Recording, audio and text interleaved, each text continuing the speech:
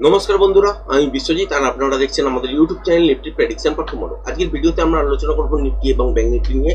দেখার চেষ্টা করব যে আগামী কালকের জন্য কিভাবে ইন্টার ট্রেডিং সেটা প্ল্যান করা যেতে পারে। গতকালকের ভিডিওতে কি বলেছিলাম নিশ্চয়ই মনে আছে। বলেছিলাম যে ছোটখাটো গ্যাপ আপেই খুলুক বা তলার দিকে গ্যাপ ডাউনেই খুলুক, রিটেস্ট করার পর যদি সাসপেন্ড না করতে পারে তাহলে তলার দিকের জন্য মুভমেন্ট আপনারা দেখবেন। এবং থাম্বনেলের মধ্যে লেখাও ছিল যে প্রফিট বুকিং কি শুরু, তো প্রফিট বুকিং এটাই কিন্তু বলে। এখান থেকে যে নেগেটিভ জায়গাটা দেখছেন এটা ছোটখাটো প্যাটার্ন অনুযায়ী কখনো নেগেটিভ কখনো পজিটিভ হবেই, কিন্তু আলটিমেট বুঝুন যে এখান থেকে আমরা কোন ট্রেন্ডে আছি। আপ ট্রেন্ডের মধ্যে কিন্তু বড় টাইম ফ্রেম অনুযায়ী বসে আছি। সুতরাং এখান থেকে ছোট ছোট যে তলার দিকের জন্য ডিপ দেখছেন এর এগেনস্টে একটা বড় সড়ো মুভমেন্ট উপরের দিকের জন্য বা বাউন্স ব্যাক আপনারা উপরের দিকের জন্য পাবেন। বাকি আরো ডিটেলসে গতকালকের ভিডিওতে কি বলেছিলাম সেটা লাইভ মার্কেটের ভিডিওর মধ্যে আছে। যারা যারা লাইভ স্ট্রিমিংটা আজকে মর্নিং এ দেখেননি তারা গিয়ে দেখতে পারেন, আমি অ্যাড কার্ডের মধ্যে ভিডিওর লিঙ্কটা দিয়ে দেবো। এবার হচ্ছে এখানে কনফিউশনের জায়গা দুটো আছে, দুটো জায়গায়। সেই জন্যই বলি যে বিভিন্ন ফ্রেম অনুযায়ী কিন্তু দেখার চেষ্টা করুন বাজারকে। কনফিউশনের জায়গা কোথায়? একটা হচ্ছে এইখানে, একটা হচ্ছে এইখানে। এইখানে কিন্তু ট্র্যাপ হয়েছে আজকের দিনে সবাই, ম্যাক্সিমাম লোক। কিন্তু 15 মিনিটের চারটুকুনি যদি দেখেন তাহলে কিন্তু আর আশা করি যারা যারা টেকনিক্যালটা শিখেছেন আর আশা করি বোঝাতে হবে না যে কি দেখেছেন আর কি সেট আপ তৈরি হয়ে আছে। যারা মিস করেছেন তাদের উদ্দেশ্যেই বলছি, ব্যাংক নিফটিতেও দেখবেন এবং আপনারা প্যাটার্ন ড্র করতে জানেননি, প্যাটার্ন ড্র করার পরই কিন্তু একটা জায়গা তৈরি করবেন এবং দেখার চেষ্টা করবেন যে 15 মিনিট টাইম অনুযায়ী কি হয়েছে। তো এইখানে আর কিছু সোশ্যাল মিডিয়াতে এর বেশি কিছু এই মুহূর্তে বলা যাবে না। তো যাই হোক, মোটামুটি 5 মিনিটের টাইম ফ্রেম অনুযায়ী কোথায় কোথায় ফলস জায়গা দেখাচ্ছিল সেই জায়গাটা হচ্ছে এই জায়গাটা, একটা হচ্ছে এই জায়গাটা। কিন্তু 15 মিনিটসের টাইম ফ্রেম অনুযায়ী পেয়েছেন। আর সিকিউর কারা ছিলেন?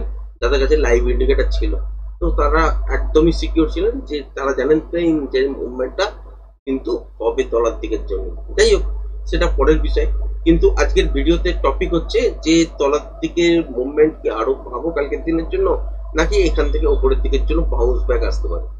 বাউন্স কিন্তু আসতে পারে বন্ধু, আর কত দূর পর্যন্ত তলার দিকের জন্য দেখতে পারেন এই জায়গাটা হচ্ছে আপনারা যে জোনটার মধ্যে আমরা আজকের দিনে লাইভ মার্কেটের মধ্যে আপনাদের সাথে শেয়ার করেছিলাম যে এই জোনটার তলায় আর যাবে না। লাইভ মার্কেটের ভিডিওটা দেখবেন যে বলা ছিল 25,480 থেকে 475 এই জোনটার মধ্যেই আসবে, পরে কিন্তু আর তলার দিকের জন্য মুভমেন্ট করবে না, করা উচিত নয়। এখান থেকে কি আসতে পারে? একটা ছোটখাটো বাউন্স ব্যাক আসতে পারে। সেখানে কলের দিকে যদি কেউ কাজ করেন সেখানে কিন্তু খুব বেশি ভালো প্রফিট কিন্তু পাবেন না, কারণ প্রিমিয়াম কিন্তু বাড়বে না ফিল্টার এফেক্টের কারণে। তাই কিন্তু ঘটনাটা ঘটেছে এবং বাজার এখানে কিন্তু রেঞ্জ তৈরি করে নিয়েছে, একটা ছোটখাটো বাউন্স ব্যাকও দেখতে পেয়েছি। কালকের দিনের জন্য কি হতে পারে এই রেঞ্জটাকে কিন্তু খেয়াল রাখবেন। তলার দিকে সুইং লো কোথায় আছে? এই জায়গাটা। তার মানে কালকের দিনে ছোটখাটো গ্যাপ ডাউনের সঙ্গে খুলতে পারে, ফ্ল্যাট খুলে তলার দিকের জন্য আসতে পারে, কিন্তু 25,473 কোনোভাবেই দেখবেন যে ব্রেক করে সাস্টেন করছে না। যদি করে তাহলে ইন্ট্রাডেতে ফ্রেশ প্রাইস অ্যাকশন অনুযায়ী আপনাকে আবার নতুন প্যাটার্নের কিন্তু দেখতে হবে যে নতুন প্যাটার্ন অনুযায়ী ইম্পালসিভ মুভ কোথায় আসছে, কারেকশন কোথায় আসছে, তার সিচুয়েশন কি তৈরি হচ্ছে, সেই অনুযায়ী আমরা ট্রেডিং সেটআপগুলোকে প্ল্যান করব। সেগুলো ইন্ট্রাডে ফ্রেশ প্রাইস অ্যাকশন দেখার পরই। এছাড়া যদি দেখেন তাহলে আলটিমেট কালকের দিনের জন্য কি করতে পারে, যদি এখান থেকেই বাজারকে উপরের দিকে উঠতে হয় দেখবেন যে আলটিমেট এখান থেকে তলার দিকের জন্য আসতেই পারে। আসলে এই জোনটার মধ্যে যে কোনো জায়গায় গিয়ে থেমে যেতেই পারে। থেমে যাবার পর দেখবেন যে 25,473 ব্রেক করতে চাইছে না। সেক্ষেত্রে উপরের দিকে এই যে জায়গাটা দেখতে পাচ্ছেন যেটা হচ্ছে 25,525, যেখানটা পর্যন্ত পয়েন্টটা ড্র করা আছে। আমার একটা হাফ প্যাটার্ন আমি ড্র করে রেখেছি, তো সেই হাফ প্যাটার্ন অনুযায়ী যে পয়েন্ট আছে সেই পয়েন্টের উপর থেকে কিন্তু কালকের দিনে মোমেন্টাম দেখবেন। কত দূর পর্যন্ত দেখতে পারেন? ফার্স্ট টার্গেট হিসাবে দেখতে পারেন এই জায়গাটা, যেটা হচ্ছে 25,600। এর উপরেও কি দেখতে পারি? হ্যাঁ, নিশ্চয়ই দেখতে পারি। কখন? যদি দেখি যে এখানে কন্টিনিউশন প্যাটার্ন তৈরি হচ্ছে, তবেই কিন্তু এর থেকে উপরের দিকের জন্য মুভমেন্ট হবে। কালকের দিনে কিন্তু রেঞ্জ বাউন্ড টাইপের সিচুয়েশন হবে, তার মানে এই জায়গাটার কাছাকাছি পর্যন্ত হয়তো যাবে, তারপরে ডাইরেকশনালি উপরের দিকের জন্য প্যাটার্ন তৈরি করার পর উপরের দিকের জন্য যাওয়ার চেষ্টা করবে। সেক্ষেত্রে বড় মুভমেন্ট নাও হতে পারে। আর যদি আজকের মতন নয়েজ যদি কম থাকে তাহলে আলটিমেট কিন্তু অ্যাটেম্প হবে এবং উপরের দিকের জন্য মুভমেন্ট আপনারা দেখবেন। এবার এই লেভেলটার উপর থেকে কত দূর পর্যন্ত টার্গেট হতে পারে সুইং হাই এর হিসাব করলে এইসব জায়গার কাছাকাছি দেখতে পারেন, কিন্তু actual target projectional level count করার পরই পিয়ার সেট লেভেল বেরোবে, তবেই কিন্তু আপনারা বুঝতে পারবেন যে এই জায়গাটা পর্যন্ত কত দূর পর্যন্ত টার্গেট হতে পারে। সেটা এখানেও হতে পারে, এখানেও হতে পারে, এখানেও হতে পারে, এর থেকে উপরেও হতে পারে। কারণ যখন বাজার ইন্ট্রাডেতে মুভ করবে সেক্ষেত্রে দেখতে পাবেন যে এই লেভেলটার পর থেকে একটা মোমেন্টাম আসবে এত দূর পর্যন্তই, বা এর থেকে মোমেন্টাম হিসাবে 25,620-30 পর্যন্ত মোমেন্টাম এলো, সেটা পর্যন্ত দেখতে পাবে। তারপরে তৈরি করতে হবে প্যাটার্ন। যদি এখানে রিভার্সাল প্যাটার্ন তৈরি হয় তাহলে আবার তলার দিকের জন্য, আর যদি এখানে কন্টিনিউশন প্যাটার্ন তৈরি হয় তাহলে এখান থেকে উপরের দিকের জন্য। এই মুভটাই কিন্তু দেখতে পাবেন। সেই অনুযায়ী কিন্তু কোন প্যাটার্ন তৈরি হচ্ছে আগে বুঝতে হবে, তারপরে কিন্তু সেখানে প্রজেকশন লেভেল কাউন্ট করতে হবে, এবং প্রজেকশন লেভেল কাউন্ট করার পর পিয়ারসেট লেভেল বেরিয়ে আসবে। সেই অনুযায়ী টার্গেট কিন্তু সেট হবে। ঠিক আছে, এবার যদি গ্যাপ ডাউনে খোলে এই সুইংটাকে ব্রেক করে, ব্রেক করলে আপনাকে উপরের দিকের জন্য রিটেস্ট হতেই হবে। রিটেস্ট করার পর যদি দেখেন যে তলাতেই কন্টিনিউ সাস্টেন করছে, তাহলে এখানে ইন্টারডে ফ্রেশ প্রাইস অ্যাকশন অনুযায়ী নতুন প্যাটার্ন তৈরি হবে। তার মানে এখান থেকে যে মুভমেন্টটা হবে সেটা হচ্ছে ইম্পালসিভ মুভমেন্ট হবে। আর এই জায়গাটায় যেই মুভমেন্টটা পাবেন সেখানে কিন্তু ওই স্ক্যাল্পিং মুভমেন্ট হিসেবেই ধরতে হবে। যতক্ষণ মোমেন্টাম থাকবে ততক্ষণ পর্যন্ত ট্রেডটাকে হোল্ড করতে হবে, তারপরে কিন্তু যেখানে গিয়ে দেখবেন যে মোমেন্টাম লস হচ্ছে সেখানে গিয়ে কিন্তু এক্সিট হতে হবে।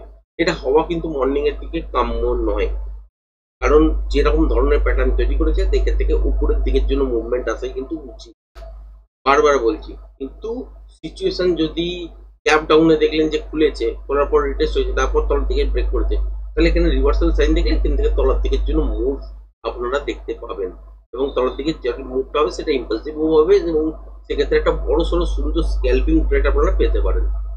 আমি তলার দিকের জন্য টার্গেট সেট করছি না এই জন্যই যে এখানে আসা প্রথম কথা উচিত নয় তলার দিকের জন্য।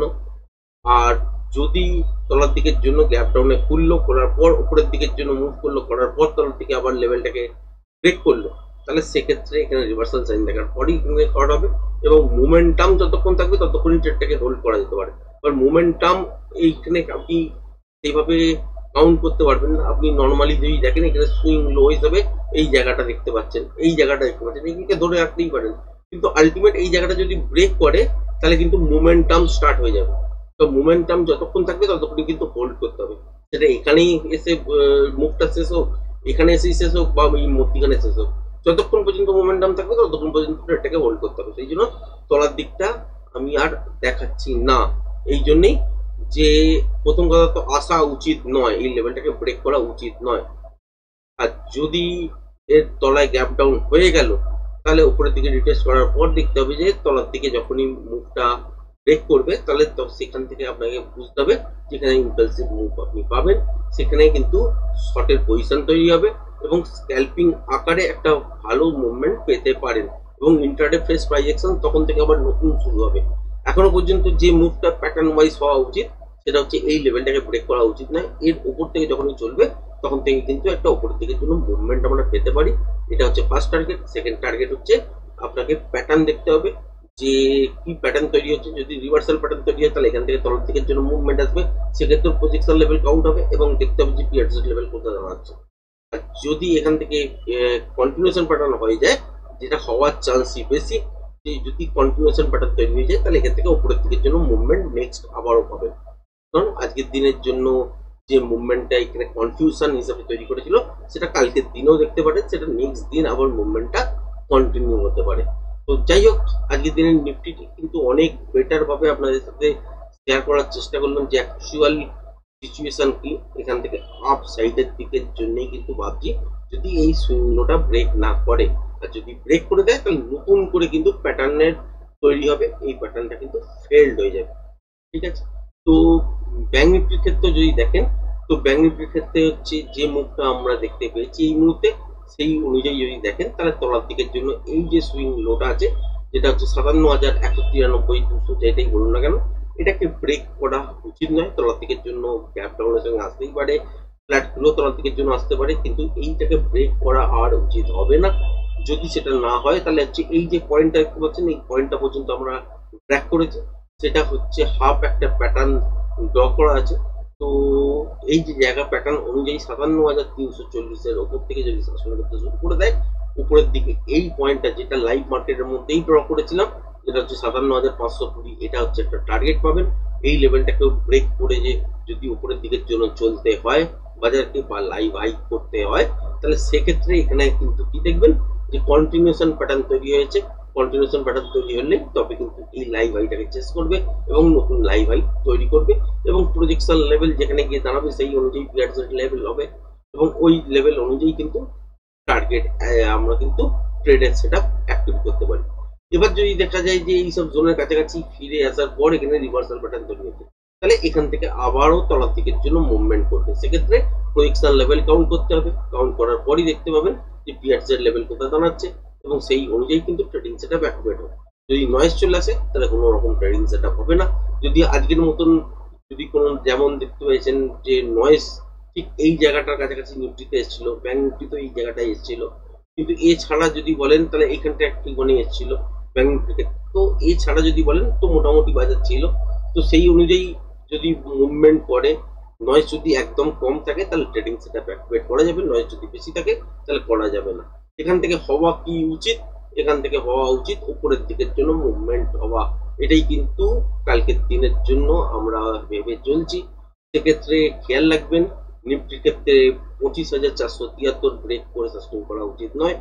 আর ব্যাংক নিফটির ক্ষেত্রে 57,193 এটাকে ব্রেক করে সাস্টেইন করা উচিত নয়।